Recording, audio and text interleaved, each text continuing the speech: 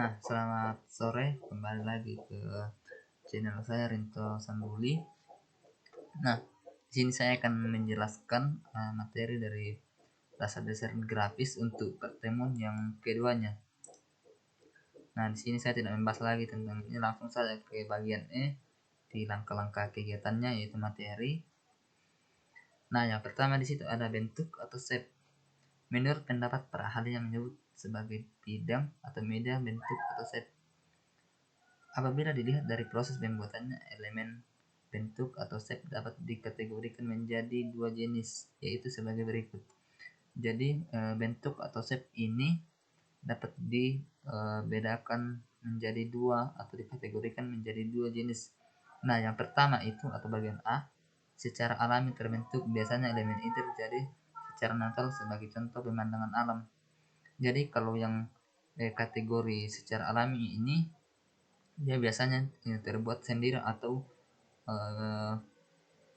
contohnya itu kayak pemandangan alam, mereka terbuat sendiri tanpa disentuh-sentuh oleh tangan manusia.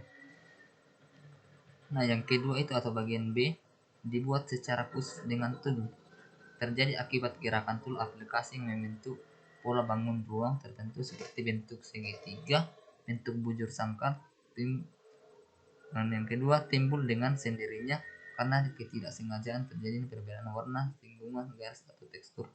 Jadi yang bagian kedua ini dibuat secara khusus atau dibuat dengan menggunakan aplikasi, misalkan aplikasi itu seperti Corel Draw, Photoshop. Itu tentang bentuk atau shape. Nah, yang kedua ada ilustrasi atau gambar.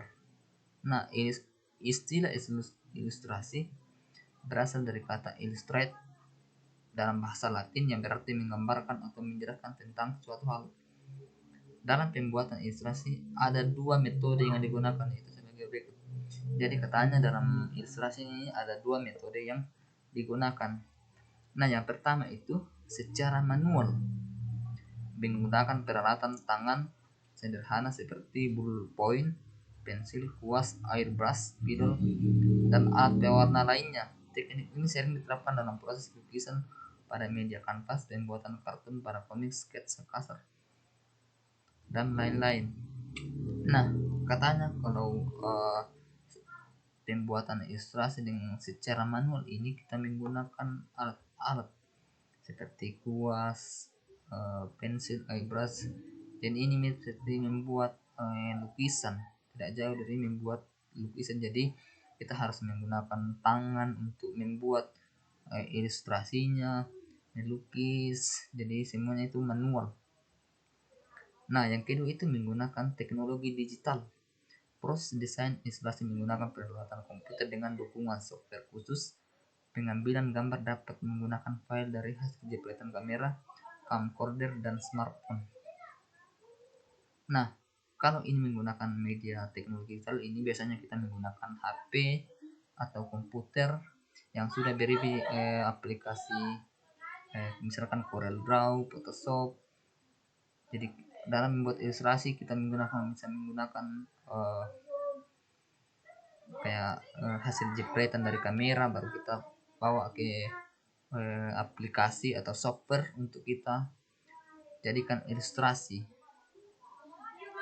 Nah, secara garis besar dapat dibedakan menjadi dua jenis ilustrasi dalam bentuk image dengan format bitmap, ilustrasi dengan bentuk image dengan format vektor. Jadi katanya kalau kita menggunakan media atau di teknologi digital itu dapat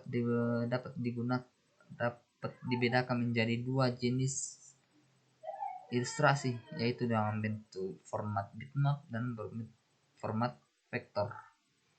Nah, itu tentang ilustrasi atau gambar. Nah, yang ketiga, warna atau color. Jenis-jenis warna. Nah, kalau warna kan kita tidak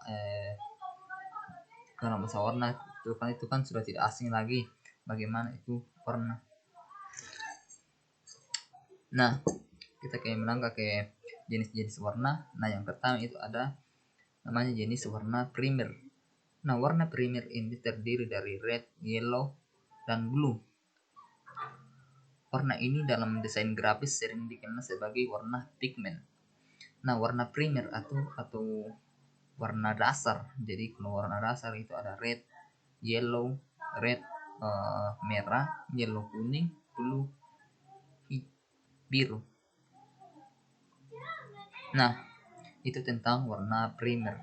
Yang kedua tuh jenis warna sekunder atau warna ini ya, warna pelengkap saja. Nah, warna ini merupakan perpaduan dua atau lebih warna primer, contohnya gabungan kuning dan biru. Jadi kalau katanya kalau misalkan kuning digabungkan dengan biru, katanya itu warna dari sekunder, atau red dengan yellow kalau dicampur itu termasuk jenis warna sekunder. Jadi itu campuran dari warna primer yang di warna sekunder. Oke, selanjutnya, nah, jenis warna tersier. Warna ini adalah jenis warna yang dihasilkan dari kombinasi antara warna primer dan warna sekunder. Nah, tadi kan yang di atas itu kalau warna sekunder itu perpaduan warna primer dan perpaduan warna primer.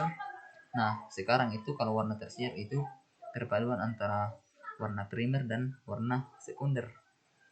Nah, misalkan di sini ada merah keunguan, misalnya itu crimson atau ungu atau dan merah, atau biru kehijauan, biasanya disebut turquoise, hijau dan biru, kuning kehijauan atau lime green, kuning dan hijau, biasanya itu campuran dari kuning dan hijau, merah oranye,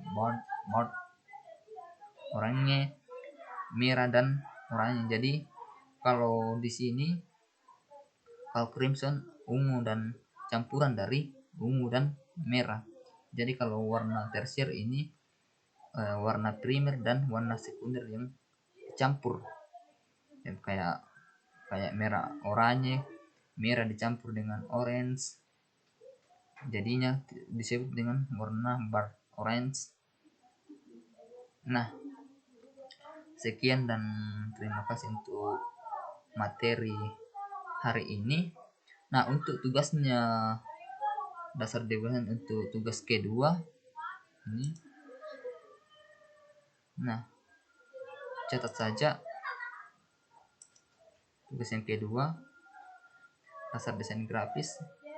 Yang pertama itu elemen bentuk shape dapat dikategorikan menjadi dua jenis, yaitu coba jelaskan apa fungsi dari itu. Nah, untuk tugas keduanya ada dua jenis metode yang digunakan dalam pembuatan ilustrasi adalah, jadi untuk tugas yang kedua nanti keduanya itu dapat dijelaskan metode-metode dalam pembuatan ilustrasi. Nah, yang tugas ketiga itu tuliskan dan jelaskan jenis-jenis warna. Nah, jadi tuliskan jenis warnanya dan jelaskan warna-warna itu. Jadi itu saja untuk tugasnya minggu ini. Sekian dan terima kasih.